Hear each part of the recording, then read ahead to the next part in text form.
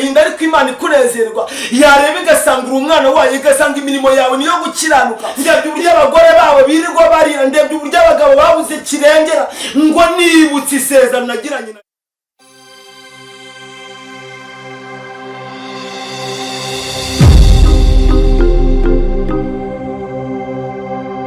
Haleluya. Ndashaka ko tuganira ku ijambo ry'Imana dusanga mu gitabo cyo Kuva. Turasoma ibice bibiri, turasoma umurongo wa 24 kugeza ku murongo wa 25.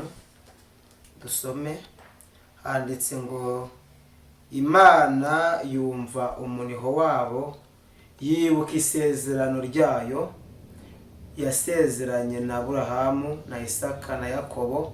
Imana ireba Abisiraheli imenya uko bameze. Amen. Dusubiremo, haravuga kuri 24 ngo Imana yumva umuniho wabo, yibuka isezerano yasezeranye na Aburahamu na Isaka na Yakobo. Imana ireba Abisiraheli imenya uko bameze. Imana itugirire neza cyane.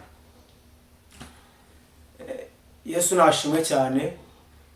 Ndashaka ko tuganira kuri iri jambo. Ni ijambo rifite umutwe nashatse ko tuganiraho, uvuga ko Imana ije kureba uko umeze.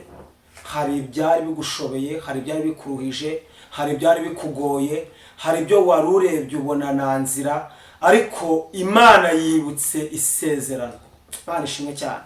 Imana yibutse isezerano, yibuka isezerano yagiranye nawe, yibuka isezerano mwasezeranye uri mu masengesho, yibuka ibyo wavuganye nawe uri mu cyumba usenga, yibuka ibyo wavuganye nawe wiyirije, yibuka ibyo wavuganye nawe uri muri korari, yibuka ibyo wavuganye nawe uri mu butayu usenga. Yibuka isezerano yagiranye nawe, ireba uko umeze. Imana ishimwe cyane. Iki gihe Abisiraheli bari muri Egiputa, barimo barembejwe n'uburetwa. Ubwo Yosefu yaramaze gupfa, ari wari umwami, ari we n'umuntu wari uzanye bene se bageze mu gihugu cya Egiputa, baragwira barororoka, bagira ubwami bunini cyane. Biza kuba ngombwa ko umwami w'icyo gihugu cya Egiputa atanga, na Yosefu wabamenyaga nawe arangije gutanga, ngo hima undi mwami utaruza amateka y'Abisiraheli, utaruza amateka yabo uko babageze muri icyo gihugu nuko babayeho. Arangije abitegereje, agusaza kumenya yuko Abisiraheli atari abanyegiputa.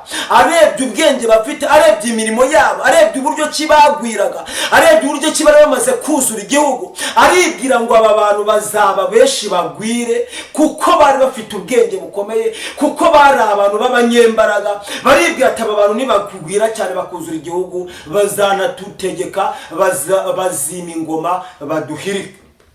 Bafata umutwe, bafata umugambi wo kurwanya Abisiraheli. Barangije kubarwanya ngo batangira kubagira abacakara, babakoresha imirimo y'uburetwa mu rwego rwo kugira ngo bagende babatsimba, babagabanya mu gihugu cya Egiputa. Imana ishimwe cyane.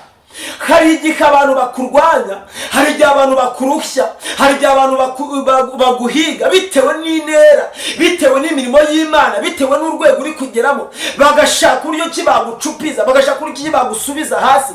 Ariko ndagira ngo ngubwire ngo Imana irinda isezerano yagiranye n'umuntu wayo. Imana irinda isezerano kandi ikaririnda ibihe n'ibihe. Imana ishimwe cyane.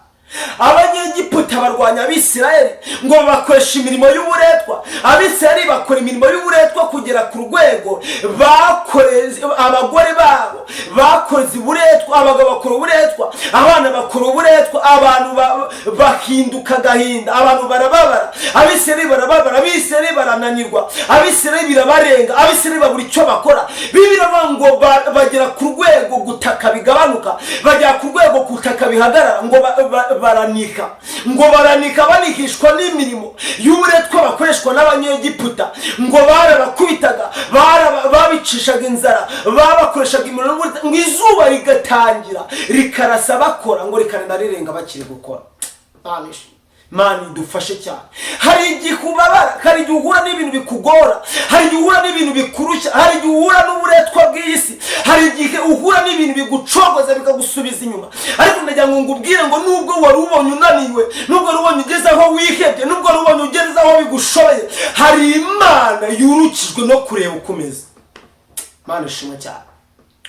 Ngo Imana niko twasomye kuri 24 ngo Imana ireba Abisiraheli banira, ireba Abisiraheli ngo banigishwa, ngo baranishe, ngo banigishwa n'imirimo y'uburetwa bakoreshwa n'abanyegiputa, ngo umuniho wabo urazamuka kugera ku Uwiteka. Iyo utatse, iyo ufite agahinda, iyo utatse ukiranukiye Imana, ugataka Imana ikwishimira, ugataka ukagira agahinda ariko Imana ikunezerwa, yareba igasanga uri umwana wayo, igasanga imirimo yawe niyo gukiranuka, Imana yururutswa no kureba igitumye utaka kandi zizanye ubutabazi. Ntabwo Imana ijya imanuka itazanye ubutabazi. Ngo Imana imanutwa no kureba igitumye bataka, ngo yibuka isezerano, yibuka isezerano yagiranye na Isaka, ngo na Aburahamu na Yakobo, ngo biyitera gukora inama mu ijuru. Biyitera gukora inama mu ijuru, ngo ikora inama, ngo abamarayika baraterana, ngo bohereza, biba ngombwa ko bohereza umuntu ugomba kuza kurengera ubwoko bwayo. Imana irebye mu isi isanga hari umugabo bita Mose. Imana imutumaho, Mose Imana iramugenderera, iramubwira ngo ndashaka kujya gukura ubwoko bwanjye muri Egiputa, kuko ndebye umuniho wabo, ndebye agahinda kabo, ndebye uburyo bababaye, ndebye uburyo baniga, ndebye uburyo bataka, ndebye uburyo bashobewe, ndebye uburyo abana babo batabona amafaranga, batabona ishuri, ndebye uburyo abagore babo birirwa barira, ndebye uburyo abagabo babuze kirengera. Ngo nibutse isezerano nagiranye na Aburahamu na Isaka na Yakobo. Biba ngombwa ko Imana yohereza ubutabazi. Mose afata umugambi yoherejwe n'Imana wo kuza gukura ubwoko bw'Imana muri Egiputa. Ndagira ngo mbabwire ngo Imana yohereje ubutabazi, Imana yohereje Mose mu buzima bwawe, Imana yohereje Mose mu mugambi wawe, Imana yohereje Mose mu kazi kawe, Imana yohereje Mose ku muryango wawe, Imana yohereje Mose kuri sheri wawe, Imana yohereje Mose ku migambi yawe, aho wabona ushobewe, aho wabonaga bikurembeje, aho wabonaga bikuyobeye, aho wabonaga nanzira, Imana yohereje ubutabazi. Imana ishimwe.